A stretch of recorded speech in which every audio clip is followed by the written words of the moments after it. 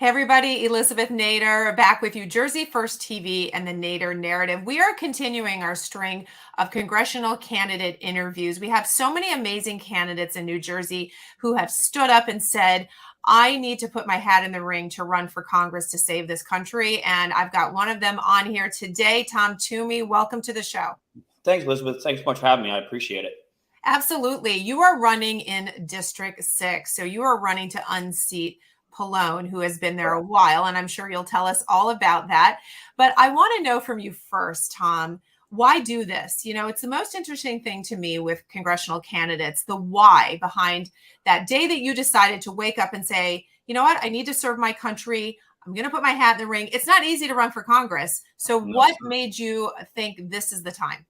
Yeah, so it actually started back in June of 2020. It wasn't necessarily for Congress as much as it was just getting involved. You know, I was working in artificial intelligence.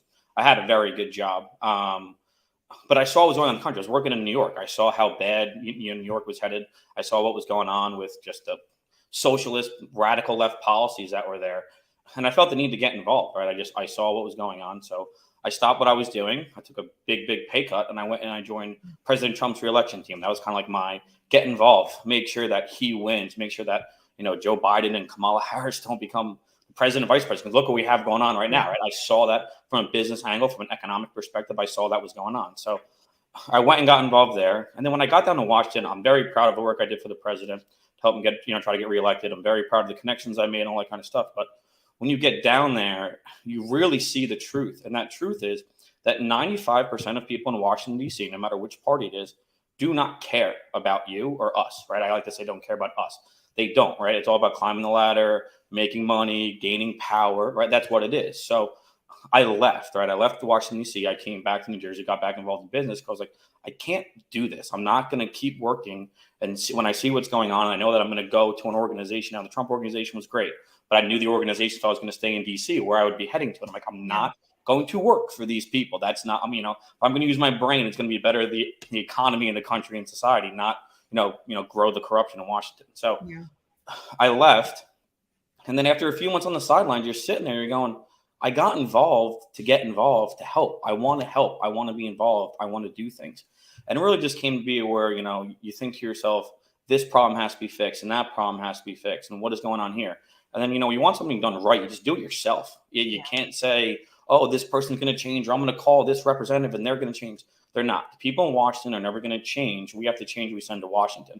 So I couldn't tell you the exact moment of when that kind of clicked in my brain, but eventually it did, and just said, you know what, if I want to fix the problems rather than complaining or saying we should do this, we should do that, throw your hat in the ring, get involved, do it yourself.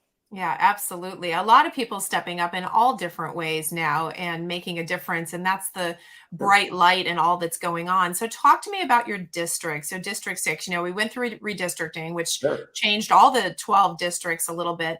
But tell us about how your district is comprised. Is it more Republican, less Republican? And tell us about Frank Pallone. Sure. So it is still a democratically favored district, but not by much. So when we look at, from my team, we look at the data end of things.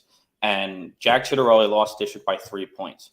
Now, he wasn't hyper-focused on the district because it's a known Democratic district, right? So you start focusing on the areas in which you can win.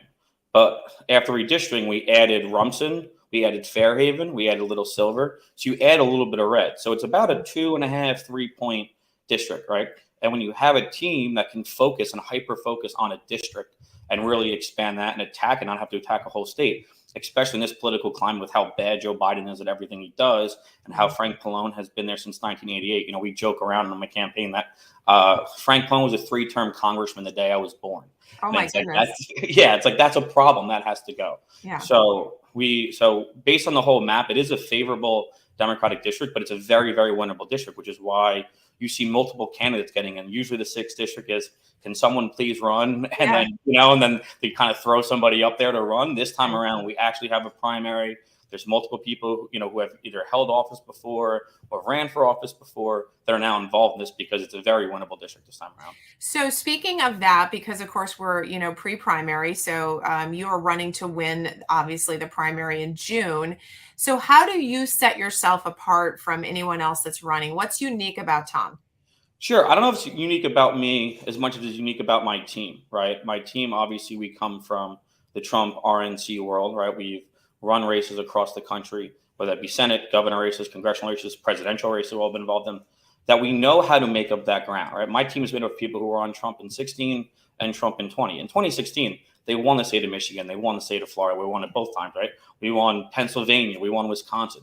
These are states just like the 6th district. They're not usually what you see as a winnable seat, but we have the team and the people and the resources that know how to overcome those deficits and overcome, being down 3 points, being down 5 points. We have that skill set. We have that ability to target the right voters, to get them out to vote.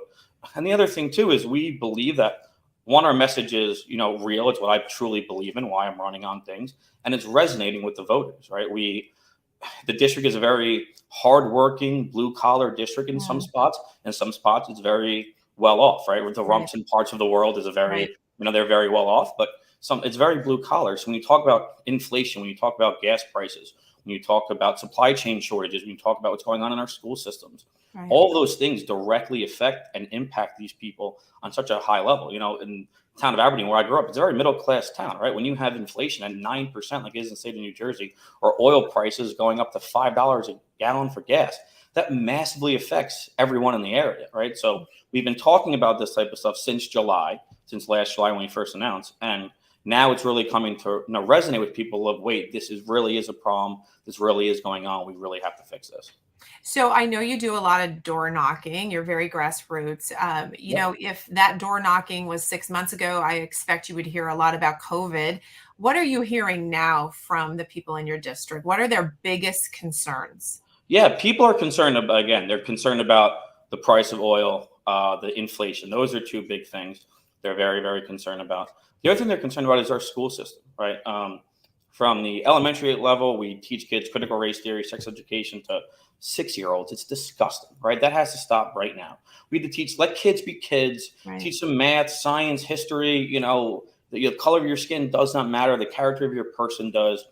We need to teach kids that at a very young age, not this critical race theory, not you're the oppressed or the oppressor, but you can be whatever you want to be in life. I mean, that's what happened to me. I was taught that when I was a young kid. I grew up, and now look at this, I'm running for Congress.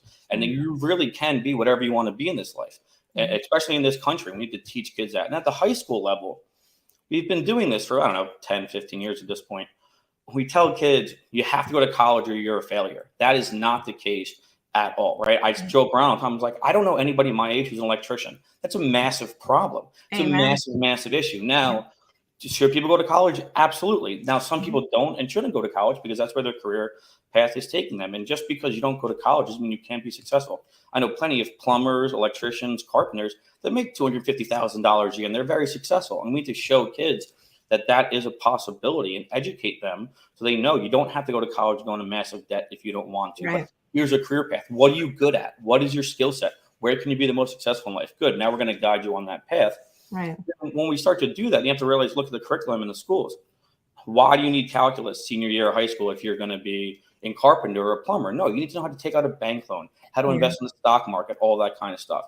Right. Things that are actually going to help you to be successful in life. So that's what we're talking about on the campaign trail. And that's what's really resonating with the voters.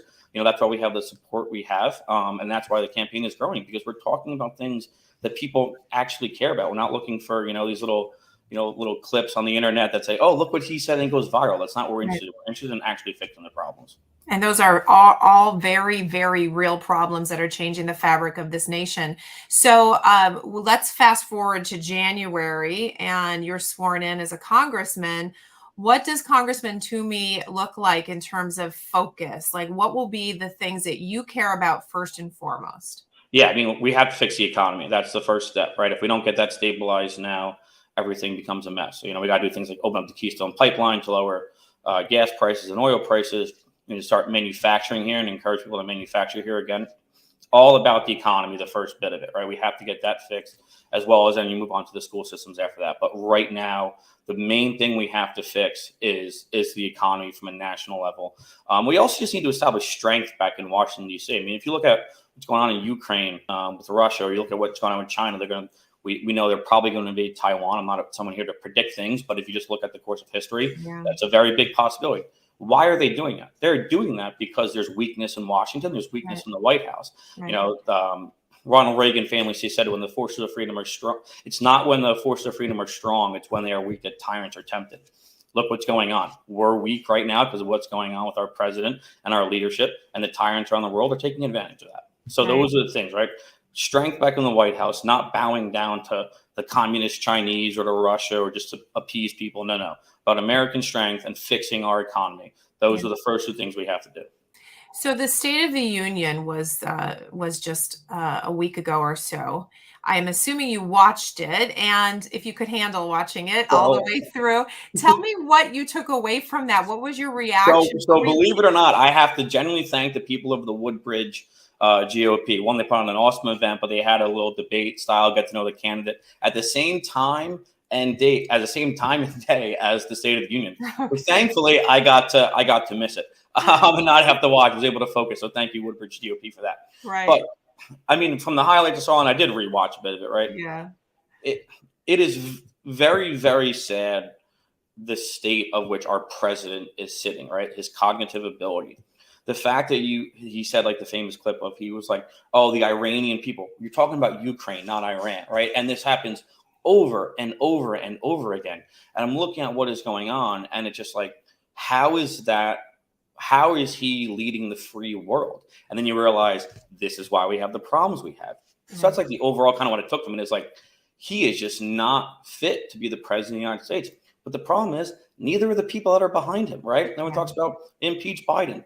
Oh, you want Kamala to run the show? You want Nancy Pelosi? Look at Blinken. Like, it's almost one of those things where it's like, the situation we are in is so bad, and it's why it's so important in 2022, not just to take back the House, but take back the House with candidates and people who care and are going to put strength first and actually try to help fix the problems. I mean, we can take back the House. If we have a ton of weak Republicans that get in there and let this stuff go on, nothing's going to change, right? But that's why it's so important. So that's from the State of the Union.